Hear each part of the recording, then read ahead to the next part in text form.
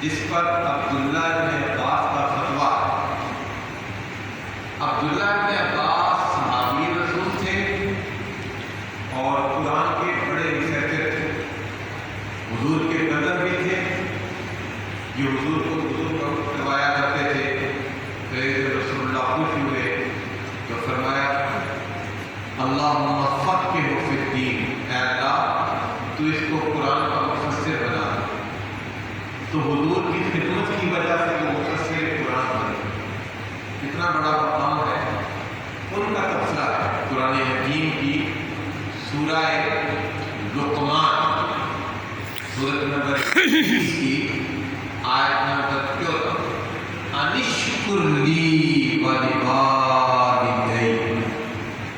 قرآن کہتا ہے انشکر لی ولوالدیک، میرا شکر ادا کرو۔ اللہ فرماتا ہے میرا شکر ادا کرو اور اپنے والدین کا شکر ادا کرو۔ اللہ فرماتا ہے میرا شکر ادا کرو۔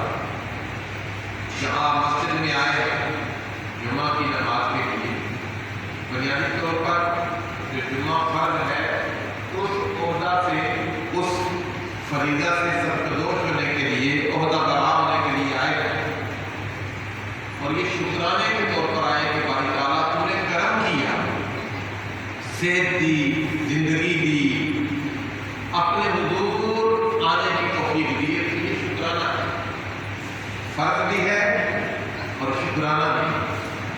لیکن عبداللہ بن عباس کہتے ہیں، قرآن کہتا ہے انشکر لی ولوالدیک، میرا شکر ادا کرو اور اپنے والدین کا شکر ادا کرو۔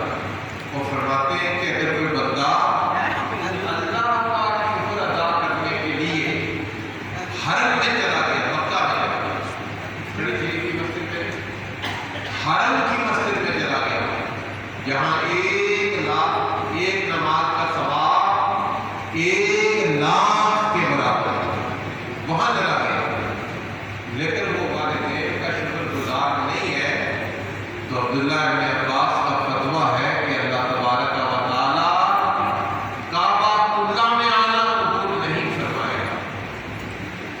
عبادت اسی کی قبول ہوگی جس نے اپنے والد کو راضی کیا، اپنی والدہ کو راضی کیا۔ اس لیے اس نعمت کی قدر کیا کریں، والد کی قدر کیا کریں، والدہ کی